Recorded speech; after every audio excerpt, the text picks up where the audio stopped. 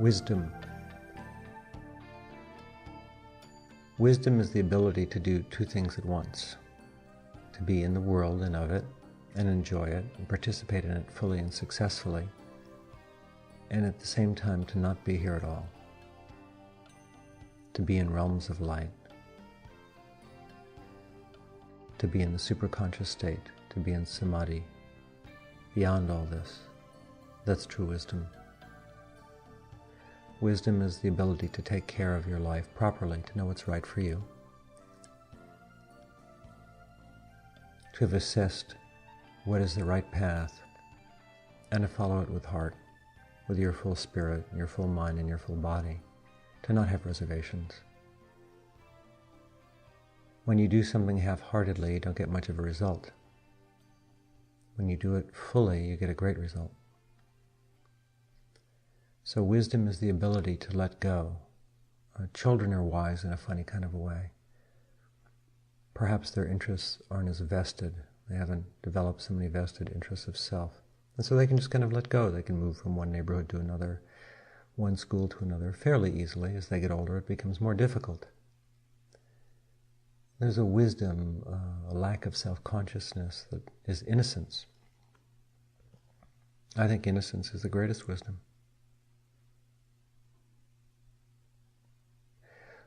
To be wise doesn't always mean to have a wrinkled face and sparkly eyes. Usually it does.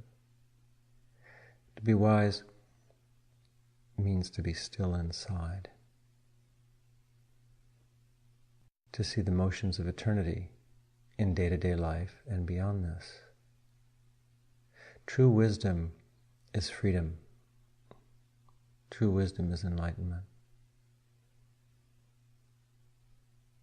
At the same time, wisdom has a practical side. The ability to make good choices. The best choice anyone can make is to educate themselves. You can't be too educated. It's like, in Beverly Hills they say you can't be too thin or too rich. Well, in the world of wisdom, you can't be too wise. Wisdom is something that seeks itself.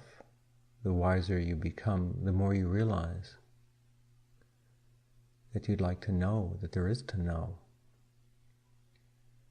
So there's worldly wisdom, the wisdom of success, the wisdom of achievement, how to deal with things, politics, a political sense about life.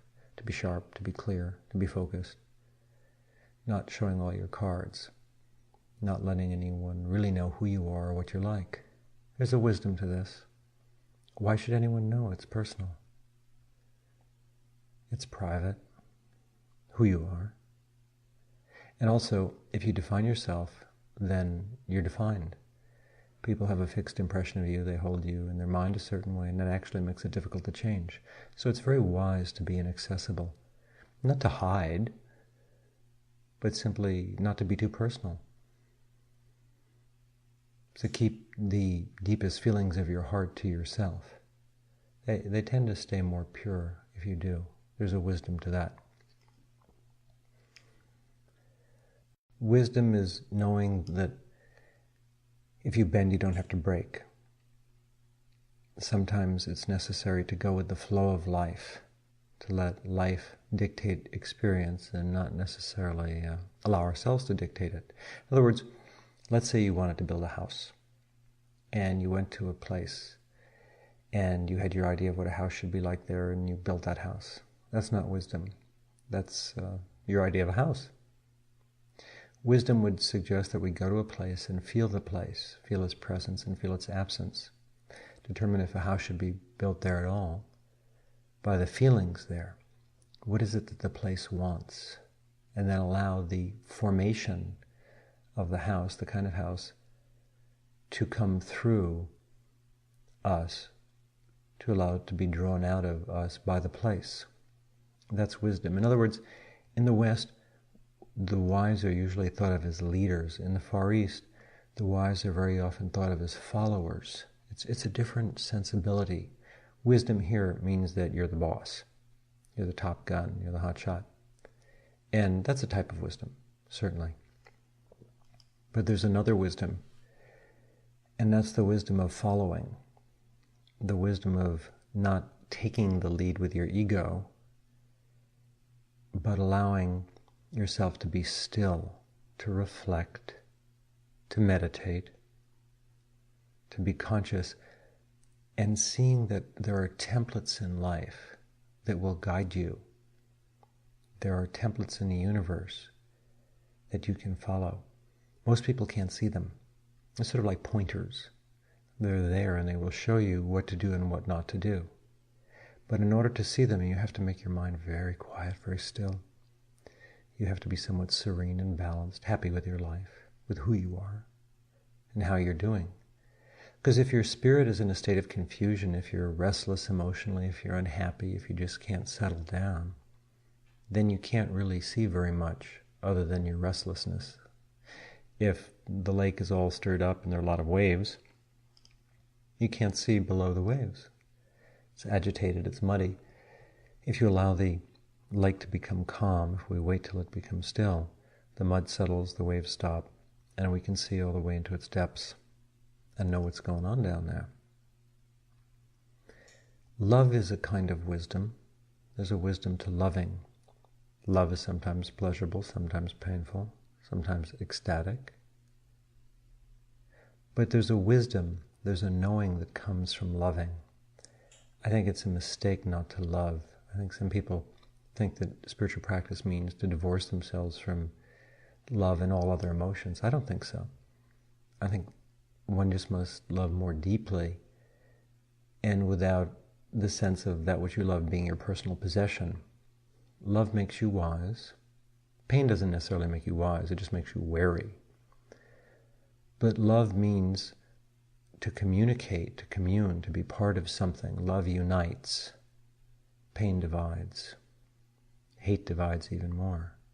Hate separates and brings us down to a very physical plane. Love elevates us to a plane of spirit. So I think if you're truly wise, you love life very deeply. You love your life, the things in your life. Transient though they may be, you love them. The moments, the feelings of being alive, the feeling of the morning, the afternoon, the evening, nighttime, the wind and the way it feels, the color of the rocks, the earth, the sounds of the city, the sounds and feelings of the peoples. There's something to this fabric of life that's beautiful. And I think if you find the world simply unpleasant, I don't think that's a sign of wisdom. I think that's a sign of a lack of wisdom. Certainly there are places you don't want to be because it doesn't work for you. There are things that you'd find draining or not elevating.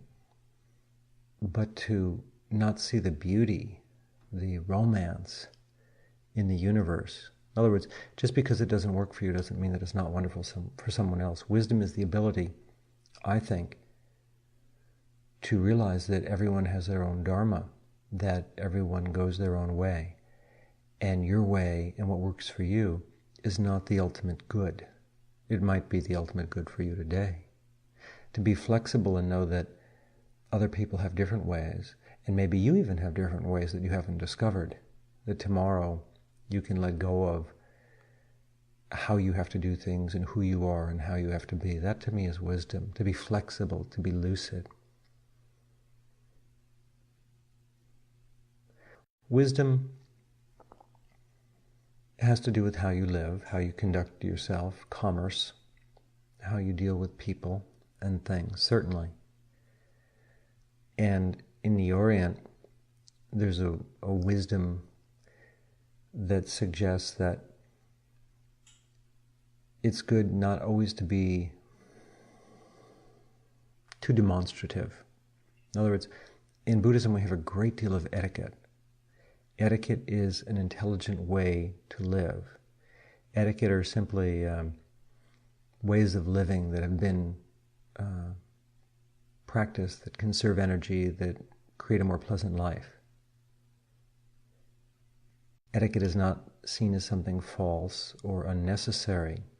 It allows people to live together in harmony. It allows people to live in harmony with their environment. And when we lack etiquette, we trash things. We trash each other. We trash our environment. We lose sight of the value of things. And then, of course, we suffer. We suffer the alienation that has to follow when our spirit is disconnected from our physical awareness. So etiquette is an intelligent way to live. In other words, in Buddhism, in spiritual practice, Taoism, different forms of mystical philosophy, be they East or West, there are certain principles and practices, ways of living, that you will learn from reading and from being around advanced students, and mostly just from your teacher. These are methods that have been handed down for thousands of years, that are tried and true, tested, and occasionally change as civilization or society or life changes. And that's the outer form of Buddhism. The outer form of Buddhism, of practice, is etiquette, a series of ways to live intelligently that keep you alive, awake, and happy, wakeful.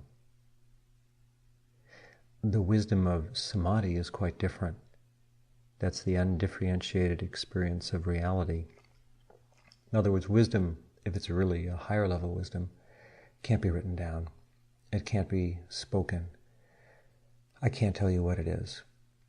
True wisdom is the knowledge of the universe that is beyond any physical expression. Music perhaps expresses it better than words. It can put us more in touch with it. Certain types of music, art.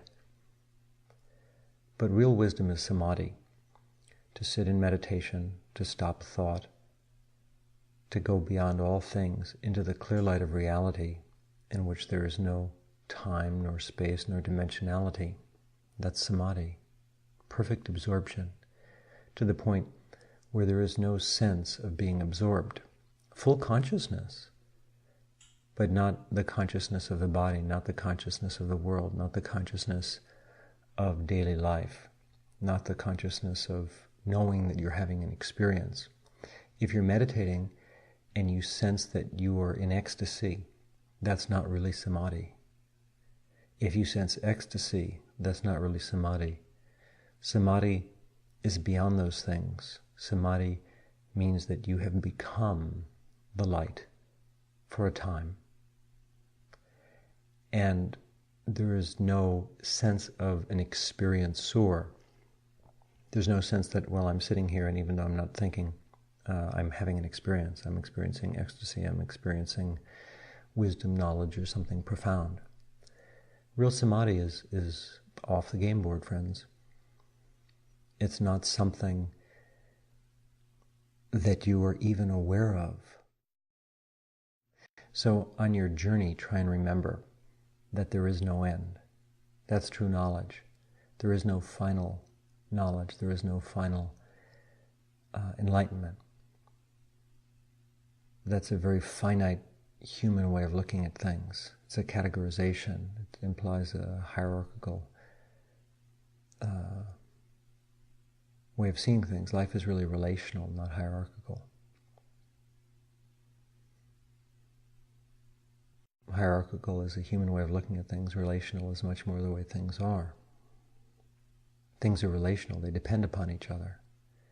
They influence each other. Everything is connected. Hierarchies are mental schemes. They usually involve good and bad, good and evil, better and worse, before and after, here and there, and everywhere. And those are convenient ways to talk about things and to negotiate the physical world and sometimes the astral worlds to get through the day. But life is really relational.